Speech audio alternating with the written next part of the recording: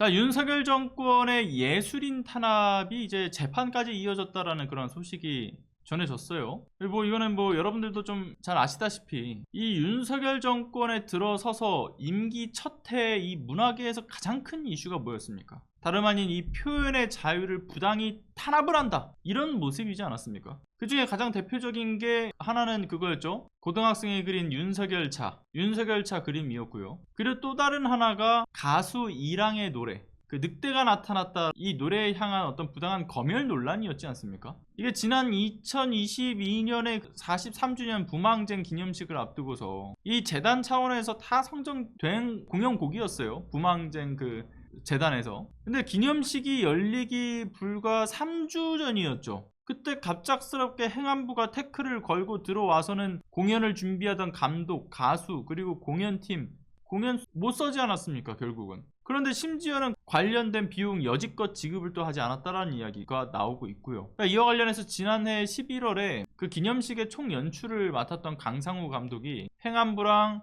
그 부마민주항쟁 기념재단 그리고 용역 대행업체를 상대로 해서 손해배상 청구 소송을 제기를 합니다. 최근 변론기일이 잡혀 있었는데 그게 이제 좀 밀려지면서 곧 재판의 첫 변론 기일이 열릴 예정이라고도 알려졌고요. 근데 참고로 좀 이해를 돕기 위해서 이 관련된 배경에 대한 설명이 조금 더 필요할 것 같은데, 이 가수 이랑 씨가 부른 늑대가 나타났다라는 노래, 그러니까 이 자식을 잃은 가난한 여인이 마녀로 몰리고 또 이 배고픔을 못 이겨서 막 이렇게 들고 일어난 사람들은 폭도, 늑대, 이단으로 매도가 되는 그런 것에 대한 이 소외된 사람들에 대한 이야기를 다루고 있는 건데, 이게 중세 유럽의 광경을 빗대서 지금 이 땅에 사는 어떤 사회적 약자들의 아픔을 담은 노래지 않습니까? 그래서 이 늑대가 나타났다라는 노래의 어떤 예술성을 굉장히 높게 평가를 받았기 때문에 2022년 3월에 보면 그 한국 대중음악상 시상식 과정에서 올해의 음반 그리고 최우수 포크 음반 부분에서 이 상을 받지 않았습니까? 평단에서도 이미 인정을 한 노래였어요. 그러니까 2022년 8월 중순까지만 하더라도 높이 평가를 받은 어떤 공연곡 그 팀에 대해서 아무런 별탈 없이 문제 없이 진행이 됐고, 공연 준비 당연히 좀 순탄하게 흘러갔던 건데, 갑자기 돌연 공연이 사라졌던 이유는 황당하게도 윤석열이 그 행사에 참여한다라는 그 여부가 논의가 되면서부터 사라져버렸죠.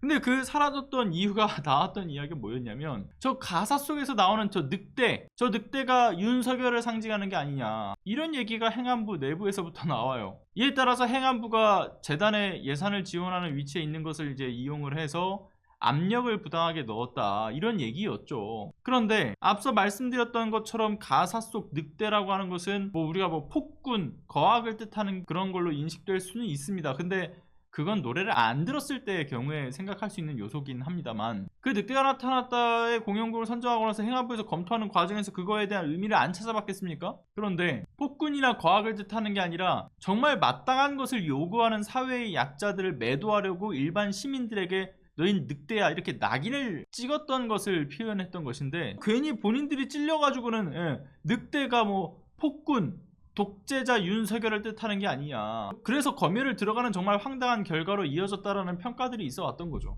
대단히 찔리는 모양입니다. 이거 명백한 또 현행법 위반이었죠. 예술인 권리에 대한 보장법에 따르게 되면 국가기관이 예술을 검열해서는 안 되는 것은 물론이고요, 예술인이 어떤 합리적인 이유 없이 예술 지원 사업에서 결정해서 차별을 받지 않도록 그렇게 해야 된다라는 규정이 있습니다. 그리고 이런 현행법이 잘 이제 적용이 되는지, 어떤 이 예술인에 대한 어떤 권리 보호, 피해 구제를 위해서 문체부 장관 소속의 위원회까지 두고 있는 마당에 이거 대놓고 검열을 한 거죠. 그러니까 이렇듯 납득하기 어려운 이 정부의 개입에 대해서 여론 역시도 상당히 부정적이었는데, 그 당시 여론의 지탄을 받는 과정에서 행안부의 입장 혹시 기억나십니까? 검열이 아니었다, 희망찬 분위기의 선곡을 검토해달라는 정도였다, 그리고 무대에 올라가진 않았지만 출연료 지급에 대해서는 논의 중이다, 뭐 이런 이야기를 했었죠. 심지어는 그 당시 이제 해명이 있기 전에 공연 준비가 한창이던 때요. 그때 이제 강상우 감독에게 이거 연출해달라 이렇게 제안이 들어갔을 거 아닙니까? 근데 그때 강상우 감독과 가수 이랑 씨에게 기념식 공연을 맡겼던 부마재단 측에서 뭐라고 얘기했었냐면, 감독의 자율성을 존중하겠다, 이런 입장이었고요. 그리고 22년 6월에도 청와대 측으로부터 연출의 방향성에 대해서 가이드라인이 따로 나오지 않았으니까 마음껏 펼쳐달라. 행안부 역시도 특별한 지시나 부당한 개입을 하지 않겠다라는 지침을 갖고 있다. 이런 얘기를 전달했다라고 하는데, 가수 이랑 씨가 부른 늑대가 나타났다 선곡 이후에 갑자기 분위기가 쭉 다르게 흐르더니만, 아니 정확하게 얘기해서는 윤석열의 참여 여부가 나왔을 때, 결국 9월에 대통령이 참석한다 만다 이런 얘기가 나오니까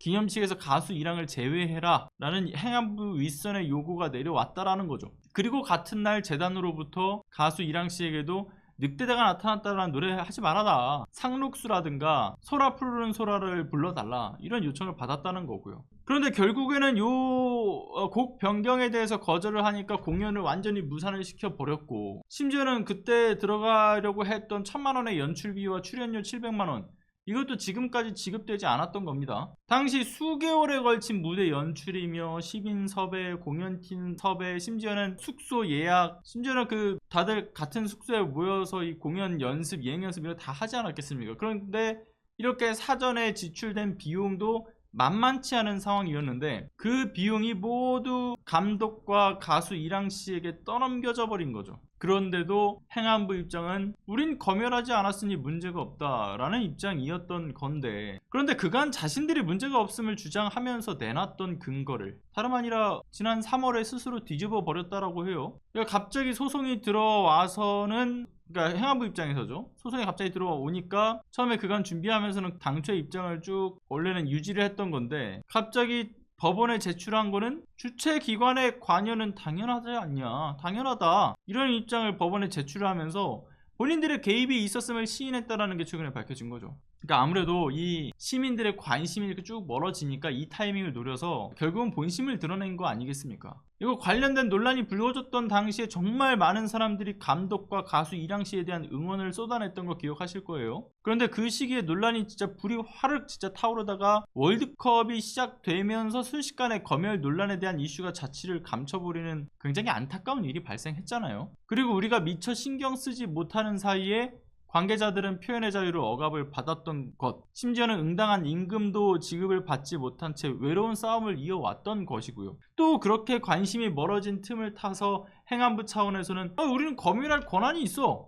라는 입장을 법원에 내놨다라고 하니까, 이게 얼마나 폭력적이고 무서운 일입니까? 거의 검열하는 수준을 보면 이거 북한이에요, 북한. 이제 관련된 사건이 아무튼 재판에 넘겨져 있으니 다시 관심을 좀 가져야 할 때가 그럴 때가 됐다고 봅니다. 늑대가 나타났다라는 이 가수 이랑 씨의 노래에 있어서 그 가사에 보면 이런 가사가 있어요. 이건 곧 당신의 일이 될 거랍니다. 윤석열 검찰 독재 정권에 의해서 부당히 탄압받는 것이 바로 우리가 될 수 있다. 이 사실을 잊지 말고 연대해야 된다고 봅니다. 관련된 소식에 대해서 관심을 갖고 힘을 좀 실어주시기를 부탁을 드립니다.